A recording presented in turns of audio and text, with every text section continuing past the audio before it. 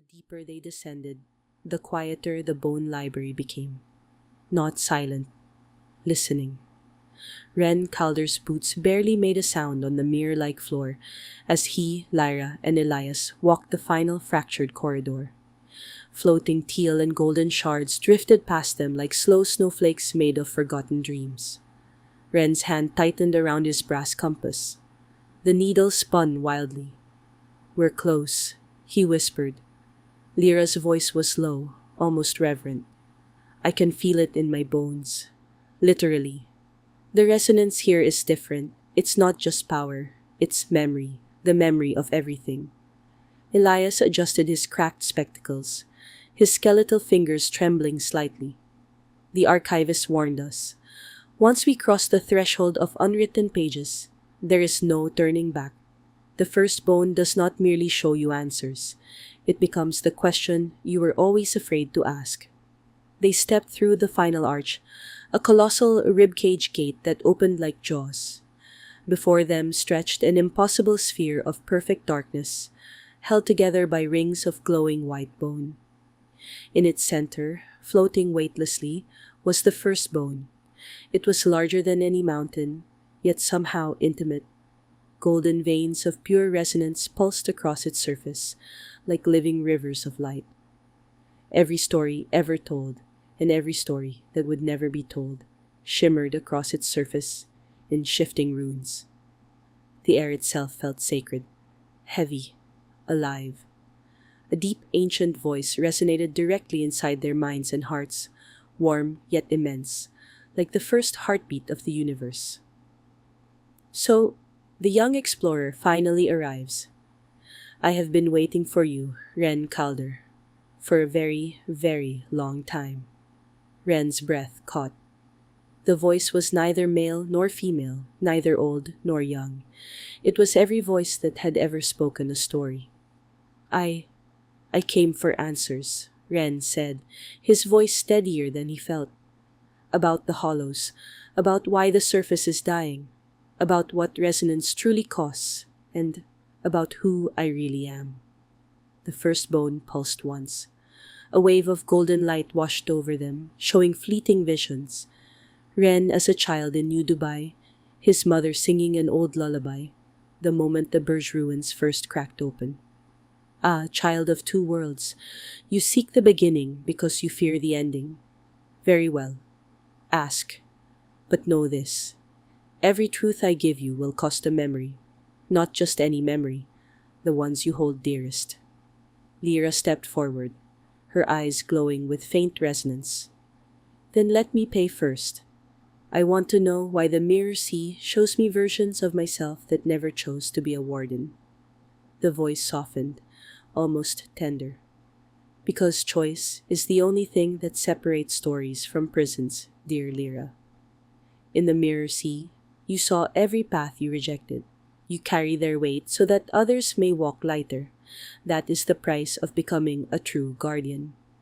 Elias bowed deeply. "Great origin.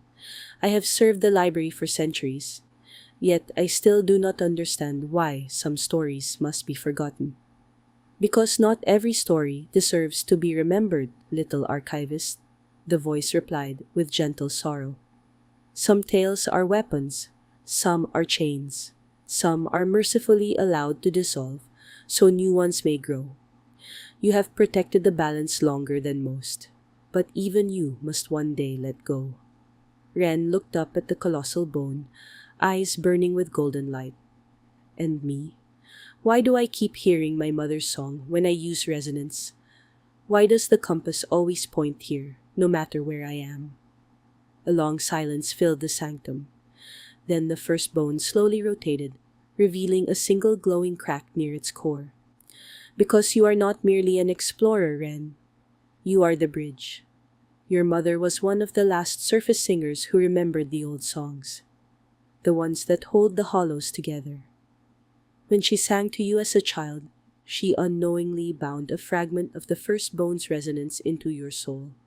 That is why the worlds are breaking, and why only you can mend them. But the price will be the highest of all." Ren's voice cracked. "What price?" To save everything you love, you must forget the one person who loved you first. You must let go of your mother's memory forever. Only then can you sing the final song that will heal the fracture between surface and hollows. The choice is yours, child. Always has been. Tears streamed down Wren's face as golden particles swirled around him. Lira and Elias stood silently beside him, their own eyes wet. I I don't know if I can, Wren whispered. The firstborn's voice became the gentlest it had ever been. That is why you are worthy, because you do not choose easily. Take your time, Rhen Calder. The library will wait, the worlds will wait. But remember, every story must eventually choose its ending. The light slowly dimmed. The firstborn continued its eternal, patient float, waiting for the day the young explorer would return with his final answer.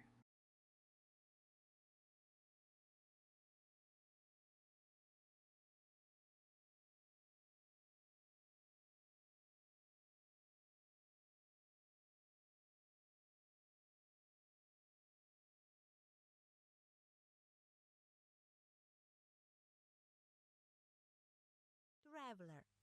If you have made it this far into the Bone Library, then you already know the silence can speak. But nothing prepares you for the moment you first hear the loom. I still remember the feeling in my chest when I stepped through that final arch of fossilized bone. The air itself was humming, not with sound but with possibility, a low, living vibration that settled deep in my bones. Welcome, friend, to the Whale Weaver's loom. Imagine standing inside the ribcage of a god who never finished dreaming. Towering white bone arches twist upward like living threads, forming a colossal circular chamber so vast it feels like stepping into the heart of creation itself. Massive glowing strands of pure resonance, some teal as deep ocean light, others burning with liquid gold, stretch across the space like the strings of an impossibly large loom. And they are moving. Skeletal figures, tall and graceful, drift between the threads. The veil weavers. Their robes flow like liquid parchment as their long bony fingers dance through the air, pulling, twisting, and knotting stories into existence. Every motion births something new. A floating page here, a half-formed hero there. Sometimes an entire scene materializes for a few heartbeats before dissolving back into golden mist. Look down.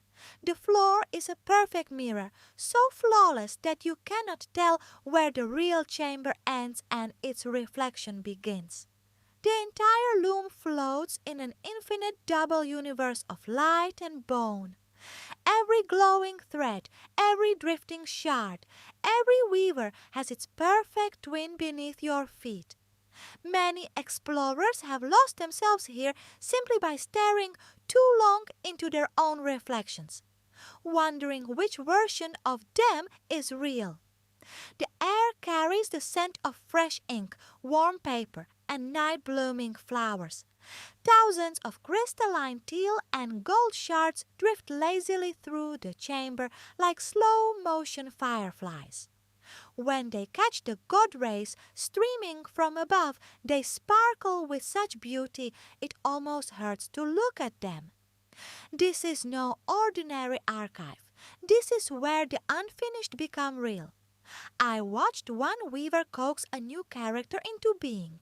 Golden threads wove together, light condensed, and suddenly a young woman took her first breath. She looked around, confused and alive, then faded away before she could speak. Not every story is ready to stay. The loom decides. But be warned. The threads are hungry.